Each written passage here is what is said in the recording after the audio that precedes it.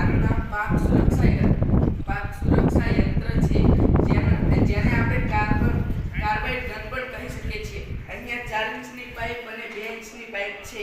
આપણે તેને ઢાંકણા વડે બંધ કરેલું છે. પાછળ અને એક લાઇટર મૂકવામાં આવેલું છે.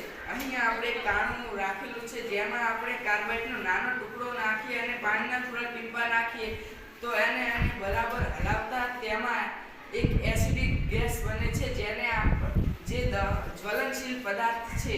અને આપણે જ્યારે પાછળથી લાઇટર વડે સ્પાર્ક આપીએ છીએ ત્યારે જોરદાર અવાજથી ધડાકો થાય છે. આનાથી આપણે ખેતરમાં થતા પાકને પશુઓ અને પક્ષીઓથી આપણે રક્ષણ મેળવી શકીએ છીએ. આનો આઈડિયા એવી રીતે આવ્યો કે અત્યારના જે ઝાટકા મશીન હોય છે તેમાં વિદ્યુત હોય છે. એનાથી મનુષ્યો કે પ્રાણીઓને નુકસાન પહોંચી શકે છે. આનાથી કોઈને નુકસાન પહોંચે નહીં.